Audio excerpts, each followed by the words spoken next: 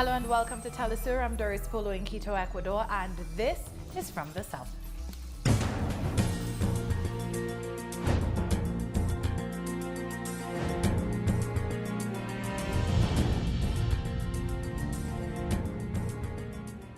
One day away from presidential elections, tensions across Bolivia remain near an all-time high. For the latest updates, we go live to our correspondent in La Paz, Camila Escalante. Camila, tell us what's happening on the ground.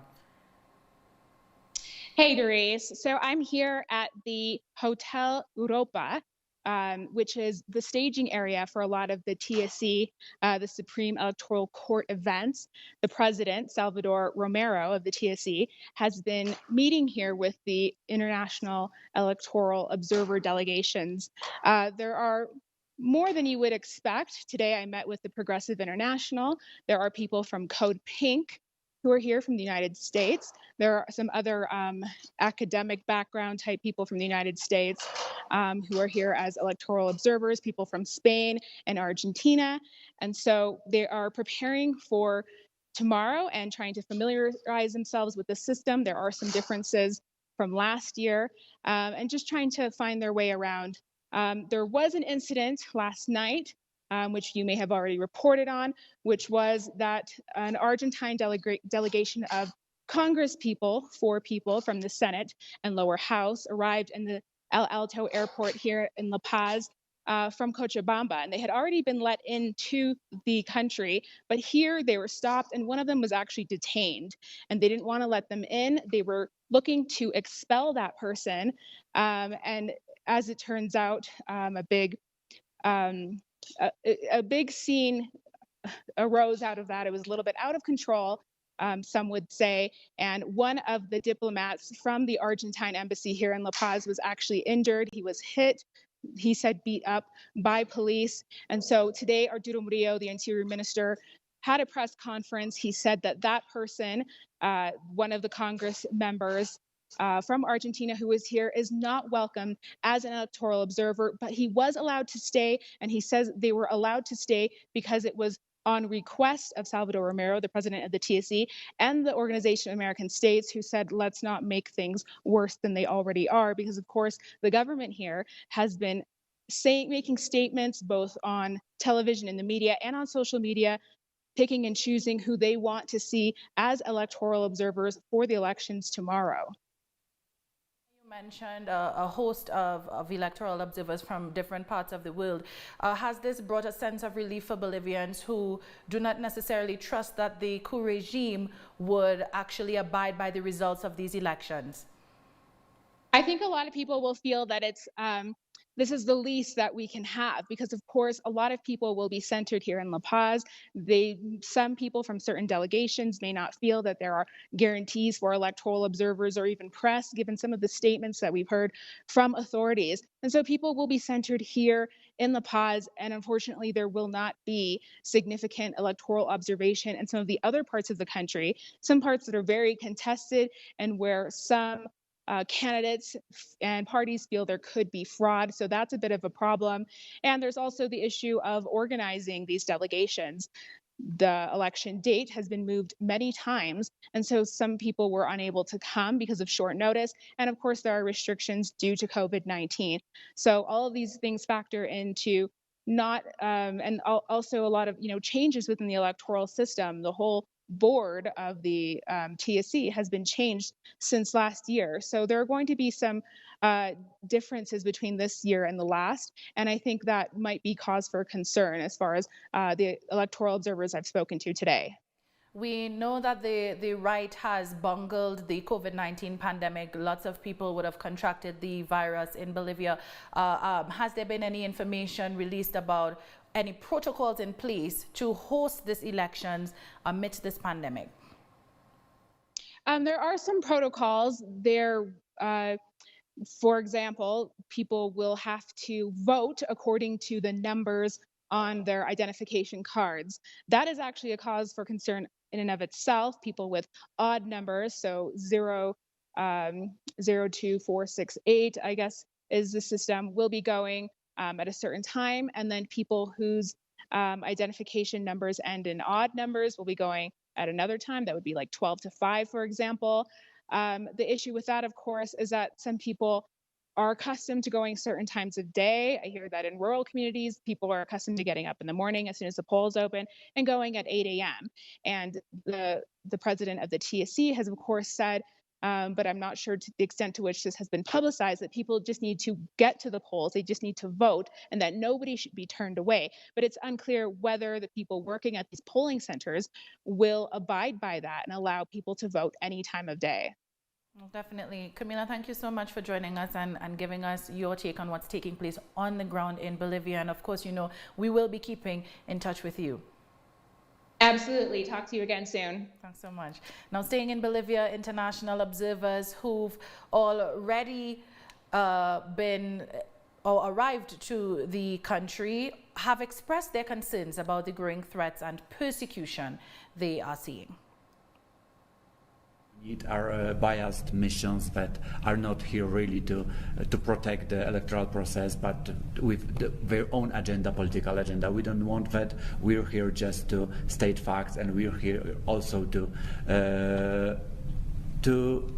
tell, if it's needed, that the role of observer is not to intervene. It's to observe, to be patient, and to wait for the facts to come. Because what happened last year, it was that first was an opinion, a strong one, and afterwards, any evidence followed. There wasn't really hard evidence of the claims that OAS had. So we don't want to make this mistake, and we're here to do it the right way. Bolivia's armed forces have been put in charge of transporting all electoral material. I find it surprising that the army will be in control of the ballots. It is normally volunteers who are put in charge of the ballots. We don't know why this change happened. For the fast count process, which will be carried out by a private company contracted by the Electoral Court, there will be no pictures taken of the ballots, something that in the past was used to prove the veracity of the count. We are worried because our previous system worked fine with the pictures, because we all know anything can happen during the transport of the ballots. The Supreme Electoral Court has announced that their officials will accompany the military during the transport, adding that the pictures of the ballots will be made available on their website. Nonetheless, international observers were shocked to learn that the de facto regime was welcoming them with threats of arrest and deportation. Another issue of note is the intimidation we have been the target of. We have seen things in the press and on social media that give us pause. There are people who want to intimidate not only us, but the entire Bolivian people. Other observers hope that Sunday's elections will return Bolivia to the rule of law after last November's coup. We hope that this transitional period can come to a close. We want to see free and peaceful elections where the winner will reinstate democracy and rule of law. Nonetheless, the de facto regime has continued to promote violence and sow fear among the population. In response to this, social organizations have called on citizens to avoid any kind of provocation. We'll take a short break now. Don't go anywhere.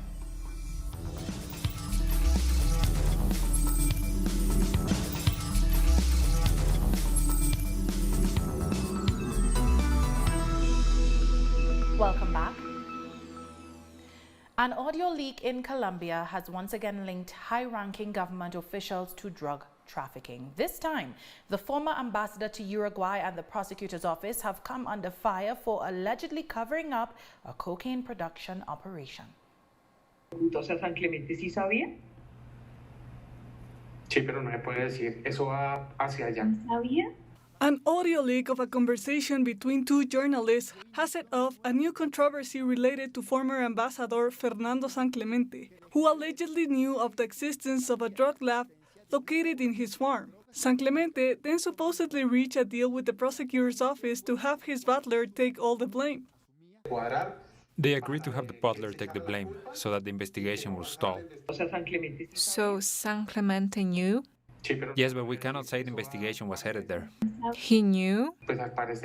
Yes, but we cannot say that. What happened was that they arrived to an agreement with the prosecutor's office. The butler wanted to take the blame. He took responsibility for everything. And that's where the investigation was supposed to end. The prosecutor's office has announced it is withdrawing the pre-agreement with the butler, alleging they were not aware of the former ambassador's involvement. This whole episode makes it clear that things are not being done efficiently or not being done honestly. The prosecutor's office owes the country an explanation.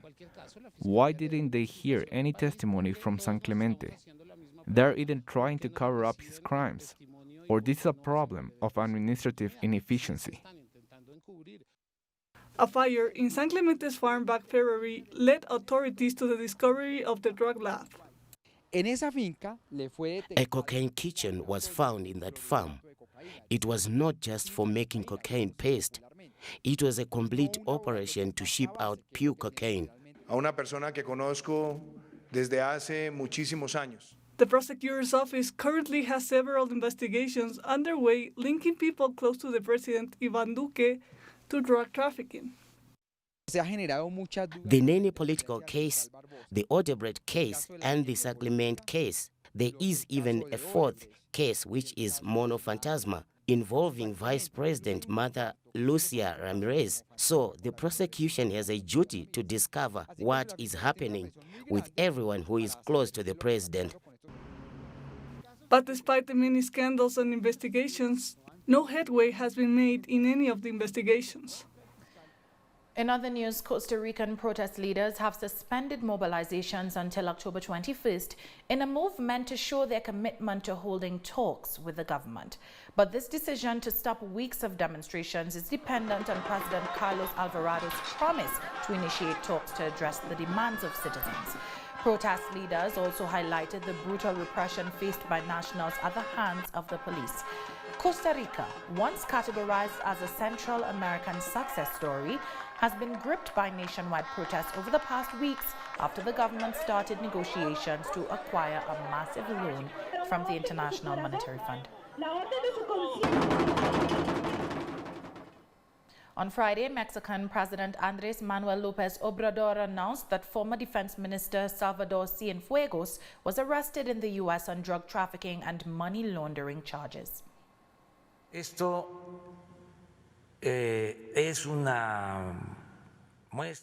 This is an unmistakable example of the decomposition of the government, of how civil service was degrading the government service during the neoliberal period.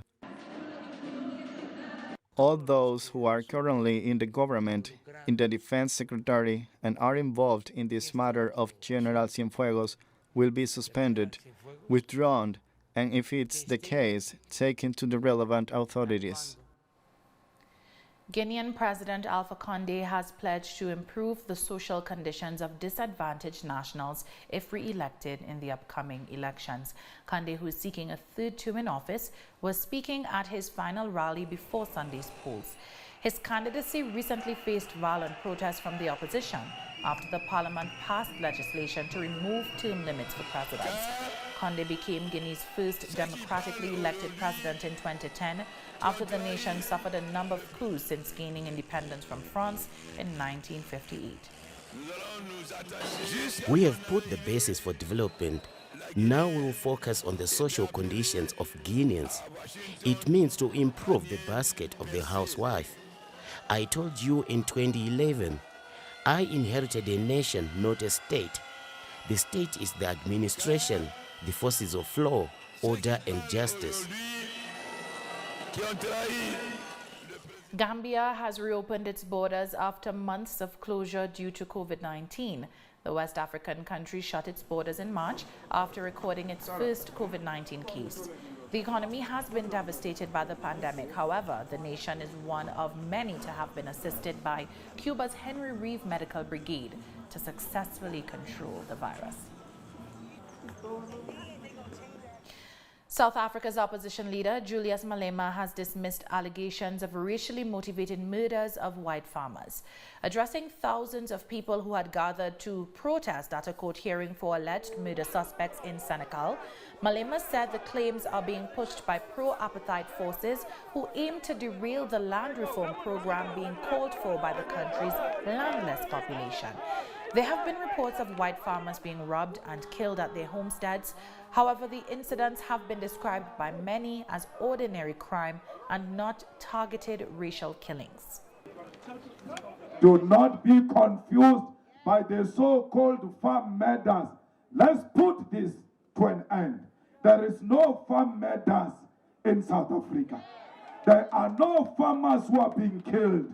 And this message must reach that racist Trump. There are no white farmers being killed in South Africa. I think today that it shows us the country is going somewhere today, yes. No apartheid will be in our land today. In a historic case, a Tunisian court has ruled to allow a man to drop a name linked to slavery. The court ruled in favor of allowing 80-year-old Hamdan Dali to remove the word Ateg from his name, a word which translates to freed. Such names are common in Africa and were forcibly given to people by their slave masters decades ago.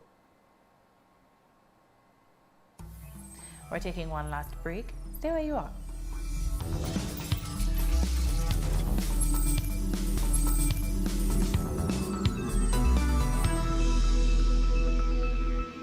Welcome back.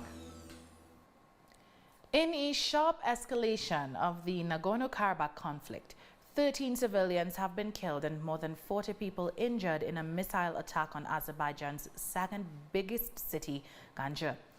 According to official reports, at least 20 residential buildings were destroyed during Saturday's attack.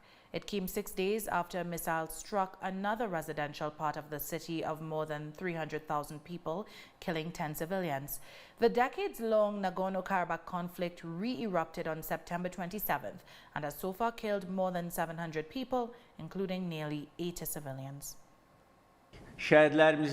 We will take revenge on the battlefield, and we will take revenge for our martyrs and innocent people. We have never fought and will never fight against civilians. The Armenian Defense Ministry denied the claim and accused Baku of continuing to shell populated areas inside Nagorno-Karabakh, including Stepanakert, the region's biggest city, where at least 3 civilians were wounded. However, Azerbaijan's president denied attacking civilians while accusing Armenia of destroying or damaging more than 2,000 houses in his country. I don't feel okay because I have hit my head. My son is in the hospital now, and the hospital is full of young people, 19, 20 years old, some without legs, some without hands.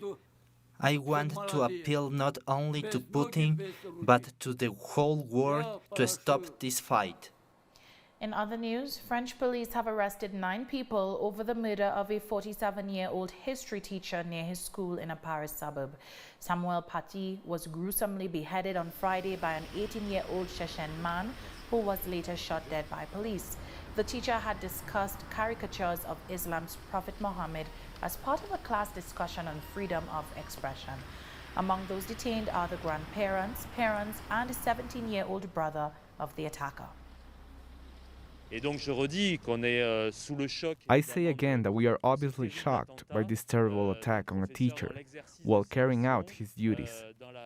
In his will to educate and to teach critical ability, to talk with his students about freedom of expression, and to be assassinated for these very reasons is obviously chilling. But we must react with gravity, of course, but with a form of serenity, to rework these questions, not to give up anything, not to give in to fanatism, not to give in to fear. And now let's take a look at some more stories from around the world. New Zealand Prime Minister Jacinda Ardern won a landslide victory in the country's general elections. With most votes counted, Ardern's centre-left Labour Party won 49% of the vote and is projected to also win a rare parliamentary majority. Following her victory, Ardern thanked the people of New Zealand for their trust and also highlighted that the fight against the pandemic is far from over. As a nation, we needed a plan for recovery, and so that is what we created. We needed an ongoing health response to the global pandemic to keep people safe, so that is what we've done. And we needed a team focused absolutely and entirely on New Zealand, and Labour absolutely is. Thousands of Thai protesters returned to the streets of Bangkok to once again press their political demands, including a complete reform of the kingdom's monarchy and the resignation of the Prime Minister. Officers in the capital dispersed thousands on Friday night by spraying water laced with blue dye to mark participants from future legal action. At least 65 prominent protesters have been arrested since Tuesday. Right now we can do nothing much. What we can do right now is only show our power to let the outside see. I respect people's political opinions, but after yesterday's incident, I feel it was so harsh, perpetrating violence against unarmed people who had no weapons to fight back. Poland introduced new restrictions in Warsaw and other major cities starting on Saturday. All secondary schools in those areas will be shut down and switch to distance learning. Restaurants will close at 9 p.m., weddings will be banned, and there will be stricter limits on the number of people allowed in shops and on public transport. Poland's Prime Minister has also asked people to stay home and work remotely if possible, as the country recorded a new daily 24-hour record of over 8,000 coronavirus cases. And with that, we've come to the end of this news brief. You can find these and many other stories on our website at telesurenglish.net. For our viewers in Africa, remember you can find us on Starsat Channel 461 in South Africa and Channel 539 in Nigeria. And join us on social media for TeleSUR English. I am Doris Polo. Thanks for watching.